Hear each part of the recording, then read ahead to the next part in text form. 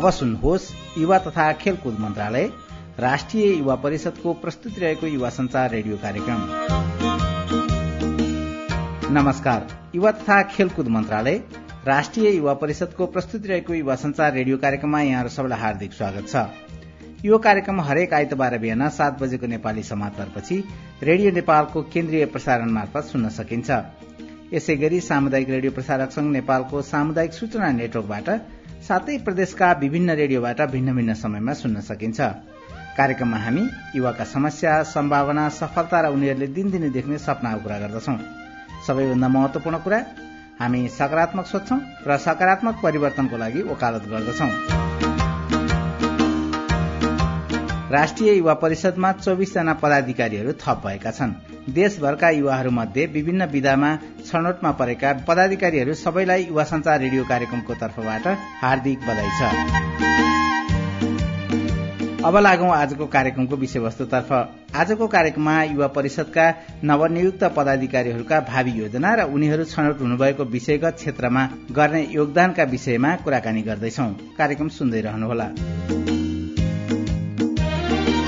विभिन्न पेशा व्यवसायमा क्रियाशील युवा हुन् वा कुनै पेशा व्यवसाय गर्ने मनसायले मात्रै बसेका युवाहरू, देशका सम्पूर्ण युवाहरूलाई आर्थिक सामाजिक रूपमा सक्षम बनाउन राष्ट्रिय युवा परिषदले प्रयास गरिरहेको छ। विभिन्न विषयगत क्षेत्रबाट प्रतिनिधित्व गर्ने युवा परिषदका पदाधिकारीहरूको रूपमा नियुक्त हुनुभएका रवि सेन्चुरी, गीता चौधरी र तिलोत्तम पौडेललाई नियुक्ति पछिका योजना र ती योजना कार्यान्वयनका लागि पर्न सक्ने चुनौतीका विषयमा जिज्ञासा राखेका छौं।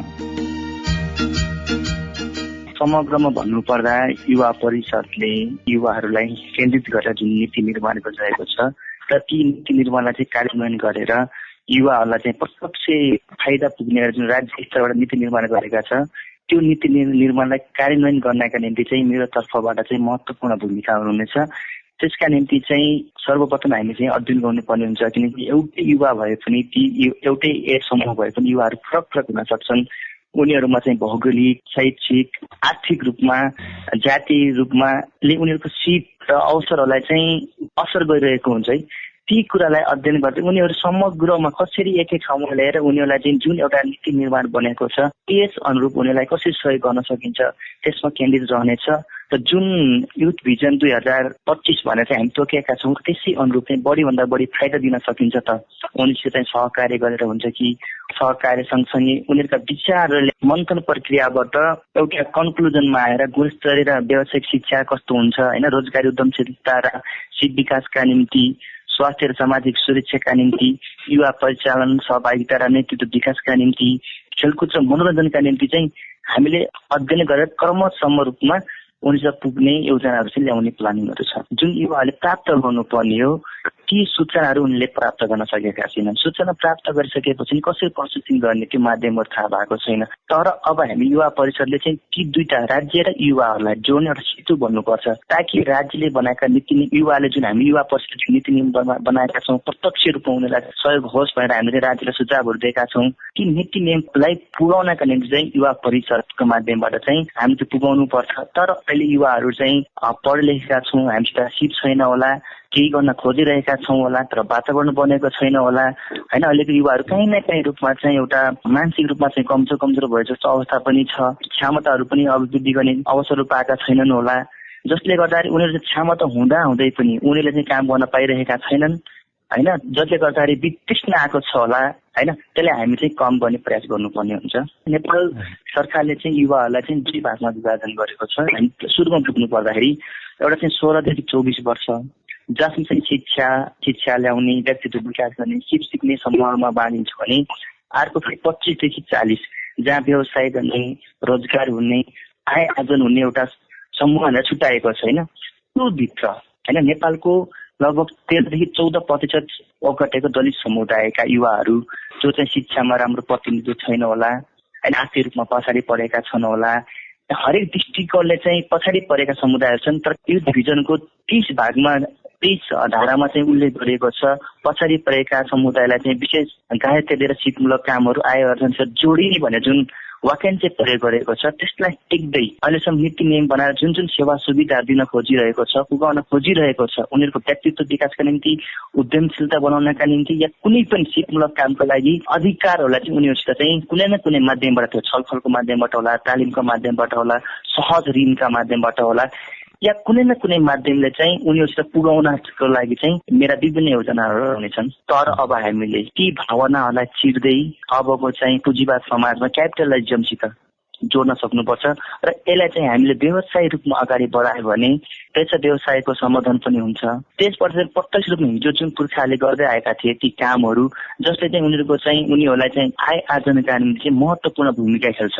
जस अनुरूप हामीले चाहिँ कुनै एउटा सहज कर्जा भनेको छ नि राज्यले त्यसलाई चाहिँ हामीले उनीहरूलाई प्राप्त दिन सकियो भने उनीहरूले प्राप्त गर्न सक्यो भने या हामीले उनीहरूलाई चाहिँ पोजिटिभ रूपमा हामीले चाहिँ भाइ पैदा गर्न सकियो भने सायद आज वितृष्ण आएका युवा साथीहरू जुन जातीय आग्रहमा हामीले यसो काम गर्नु हुँदैन हाम्रो जाति व्यवस्थाले जनाउँछ भनेर चाहिँ पलायन भएका छन् अनि उनीहरूलाई चाहिँ पोजिटिभ भाइब आएर चाहिँ होइन यो हाम्रो समुदायको पेसा हामीले गर्नुपर्छ भन्ने चाहिँ भावना चाहिँ पैदा हुन सक्छ। युवा परिषदको कार्यक्षेत्रभित्र रहेर नै प्लान बनाउने हो। मेरो कुरा चाहिँ त्यो कार्यक्षेत्रभन्दा बाहेकको हामीले जुन रूपमा चाहिँ त्योभन्दा बाहिर पनि हामीले काम गरिरहेका थियौँ जस्तै युवाहरूको क्षेत्रमा जुन चाहिँ अनटच छ जुन कुरा चाहिँ छोएको छैन युवा परिषदले कतिपय कुरा लेखिरहेछन् विभेदका कुरा महिला सम्बन्धी कुरा होइन अल्पसंख्यकका कुराहरू युवा परिषदले त्यो कुराहरूलाई पनि छुनुपर्छ किनकि त्यो इस्युसँग युवाहरू चाहिँ मोर भिक्टिमाइज भइरहेको छ।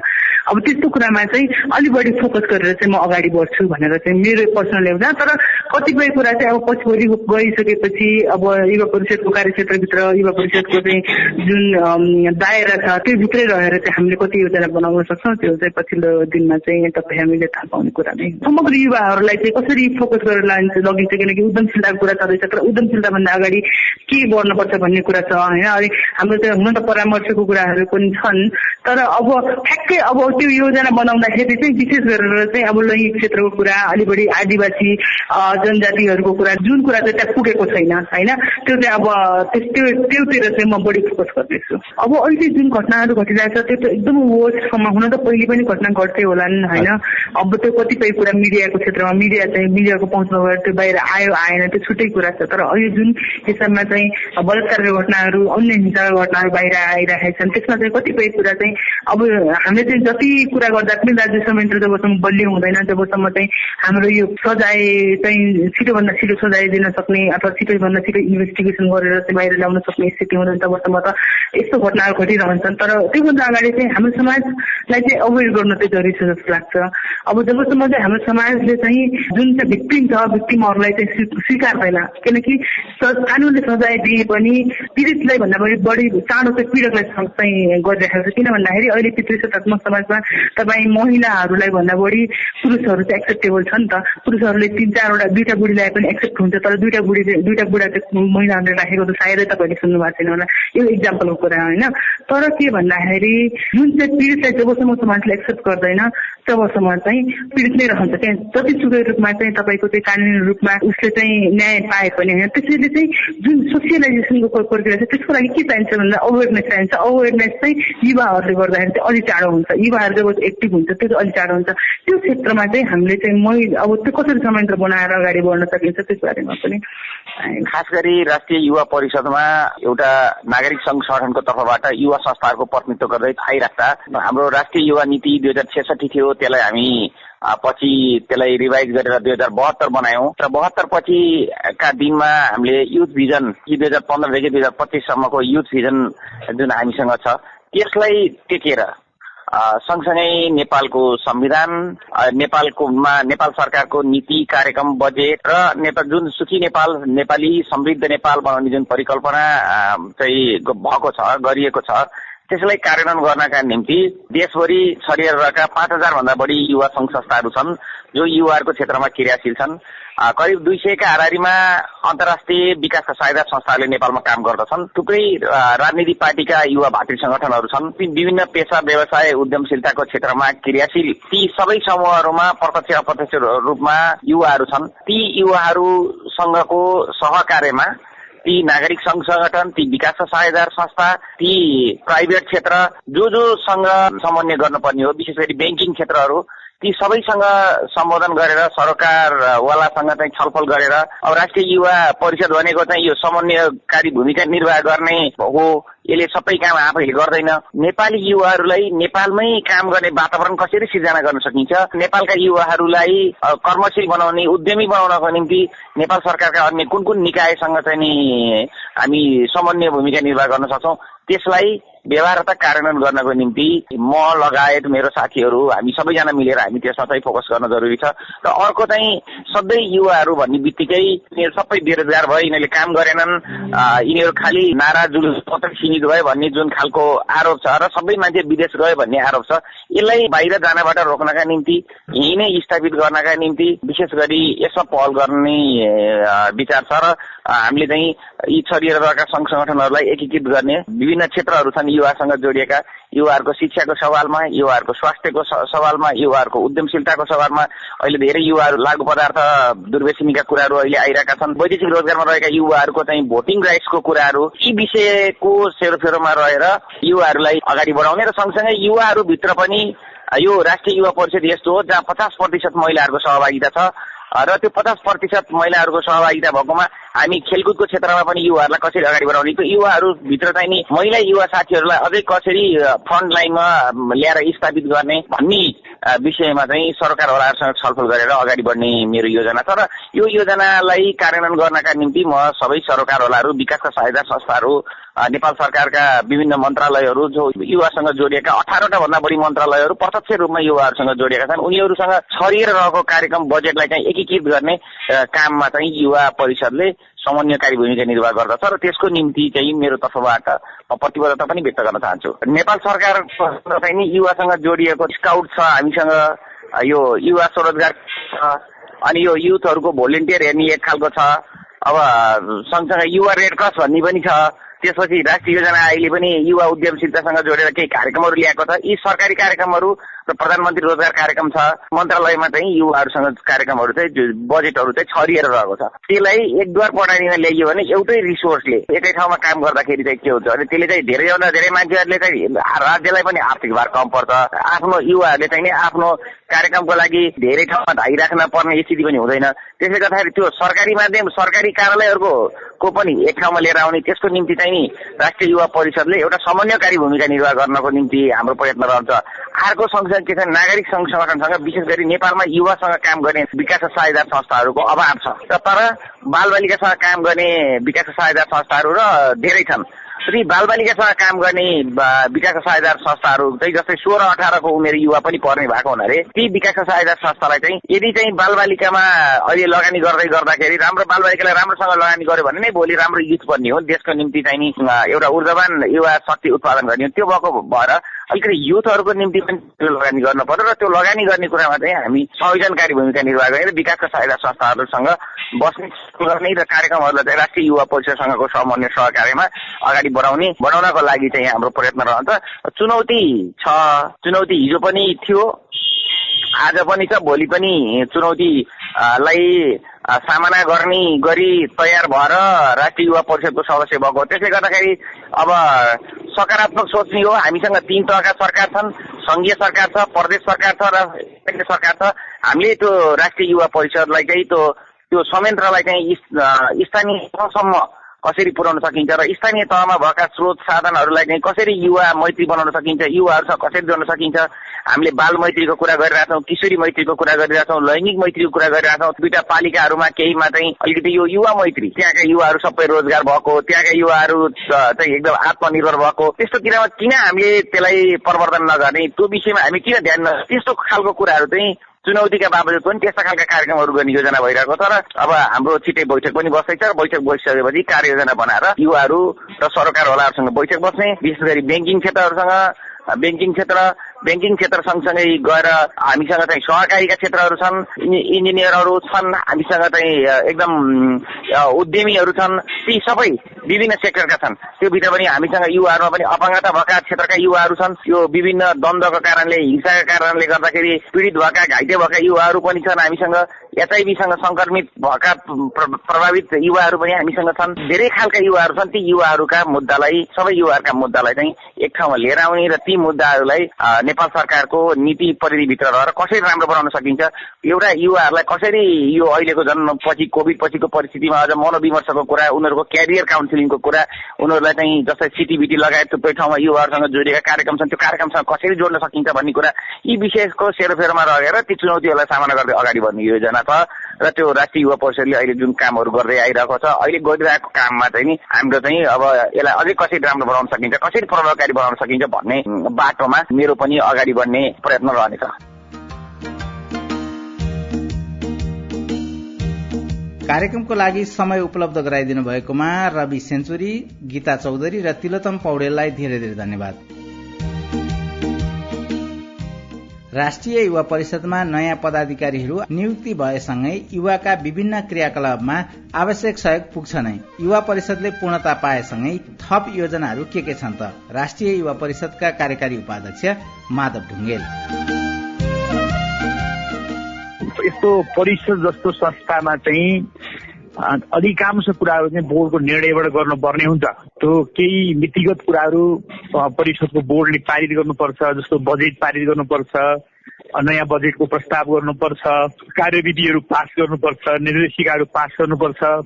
ती सबै चिज चाहिँ बोर्डको बैठकले गर्ने गर्छन्। केही नीतिगत निर्णयको सन्दर्भमा बोर्ड र कार्यकारी समिति भनेको चाहिँ त्यसको मसिनो डे टु डेटा वर्कहरूको विषयमा, प्रत्येक कार्यक्रमिक योजनाका विषय पनि कार्यकारी समितिले छलफल गरेर पारित गरेर गर्नुपर्ने हुन्छ। त्यसकारणले कार्यकारी समिति र सिङ्गो बोर्ड बनेपछि अब परिषदको फङ्सनमा चाहिँ अब पुरानै स्पिडमा अगाडि बढ्नका लागि सहयोग पुग्ने भयो। अब आगामी दिनमा पूर्णता पाइसकेपछि चाहिँ थप योजनाहरू आउने, थप चाहिँ क्षेत्रका मान्छेहरू चाहिँ थपिनु भएको छ, उहाँहरूका विभिन्न क्षेत्रका चाहिँ नयाँ नयाँ सघाउ पुर्याउँछ। परिषदको संरचना पनि साह्रै समावेशी संरचना छ। हजुर, नयाँ नयाँ युवाहरू अहिले परिषदको जुन बोर्ड मेम्बरहरू आउनु भएको छ, कोही आइटीका क्षेत्रमा, कोही चाहिँ उद्यमका क्षेत्रमा, कोही विज्ञान साइन्स एन्ड टेक्नोलोजीका क्षेत्रमा, विभिन्न क्षेत्रमा उहाँहरूको चाहिँ कन्ट्रिब्युसन गर्न सक्ने क्षमता राख्ने साथीहरू हुनुहुन्छ। र त्यो क्षेत्रका मुद्दाहरू, जात जाति, वर्ग, लिङ्ग, सबै क्षेत्रका युवासँग जोडिएका समस्याहरूलाई उहाँहरूले चाहिँ पहिचान गरेर बोर्डको बैठकमा ल्याउनुहुन्छ र युवाहरूका मुद्दाहरू सिंहदरबारभित्र प्रवेश गराउनको लागि यसले सहयोग पुर्याउँछ। अथवा सरकारको च्यानलभित्र युवाहरूका मुद्दा, विभिन्न जात जाति, वर्ग, लिङ्ग, क्षेत्र, समुदाय सबै क्षेत्र जोडिन्छ। त्यसभित्र पनि उद्यमशीलता लगायतका अरू साइन्स एन्ड टेक्नोलोजी, खेलकुद, होइन, श्रम, रोजगारी सबै क्षेत्रका इस्युहरू चाहिँ परिषदको बोर्डमा आउँछन् र बोर्डमा छलफल भएर त्यसले प्लानिङ कमिसनको मा त्यसले इनपुट दिने, अर्थ मन्त्रालयमा इनपुट दिने, प्रधानमन्त्री कार्यालयमा इनपुट दिने, विभिन्न चाहिँ मन्त्रालयहरूमा इनपुट दिने र त्यसका चाहिँ तलका फिल्डहरूको विषयमा चाहिँ फिल्डमा कस्तो खालको चाहिँ समस्या छ त्यसको पहिचान हुने कुराको सन्दर्भमा बृहत्तर छलफल हुने स्थिति बन्छ र त्यो एउटा प्लानिङ कमिसनका लागि पनि एउटा सहयोगी निकायको रूपमा यसले काम गरिदिन्छ। त्यसकारणले बोर्डको महत्त्व चाहिँ यसर्थ पनि चाहिँ छ भन्ने कुरा हामीले बुझ्नुपर्छ। अब चाहिँ युवा परिषदका हरेक क्षेत्रमा चाहिँ सदस्यहरू हुनुहुन्छ, उहाँहरूले त्यो ठाउँ अथवा त्यो क्षेत्रमा रहेका युवाहरूलाई चाहिँ उहाँहरूले हेर्न सक्नुहुने भयो, उहाँहरूका समस्याहरू ल्याउन सक्नुहुने भयो, अथवा योजनाहरू प्रस्तुत गर्न सक्नुहुने भयो, प्रस्ताव राख्न सक्नुहुने भयो। त्यसले अझ बृहत्तर बनाउँछ। सबै क्षेत्रका मुद्दाहरू केन्द्रीकृत गरेर त्यसलाई के फोकस गर्दै हामी नयाँ वर्षको कार्यक्रम बनाउनको लागि पनि त्यसले सहयोग पुर्याउँछ। कार्यक्रमको लागि समय उपलब्ध गराइदिनु भएकोमा राष्ट्रिय युवा परिषदका कार्यकारी उपाध्यक्ष माधव ढुङ्गेललाई धेरै धेरै धन्यवाद। तपाईँ युवा तथा खेलकुद मन्त्रालय राष्ट्रिय युवा परिषदको प्रस्तुति रहेको युवा संचार रेडियो कार्यक्रम सुन्दै हुनुहुन्छ। राष्ट्रिय युवा परिषदले आफ्नो नोटिस बोर्ड सेवा शुरू गरेको छ। नोटिस बोर्ड सेवाको लागि 161801 6635 835 मा फोन गरी पछिल्ला सूचनाहरू सुन्न सकिन्छ। यो नम्बरमा फोन गरेको पैसा लाग्दैन। युवा साथीहरू, आजको कार्यक्रम तपाईलाई कस्तो लाग्यो? तपाईका केही जिज्ञासा, सुझाव वा तपाईलाई भन्न मन लागेका कुरा छन् भने हाम्रो इमेल ठेगाना yuvasanchar@gmail.com मा पठाउन सक्नुहुनेछ, जसलाई हामी आउँदा कार्यक्रमहरूमा समेट्दै जानेछौं। आजलाई कार्यक्रमबाट बिदा माग्ने बेला हुनै लाग्यो। कार्यक्रमको अन्त्यमा यहाँहरू सम्पूर्णलाई एउटा गीत छाड्दै कार्यक्रमका सम्पूर्ण साथीहरू सहित म दीपक घिमिरेलाई पनि बिदा दिनुहोस्। नमस्कार।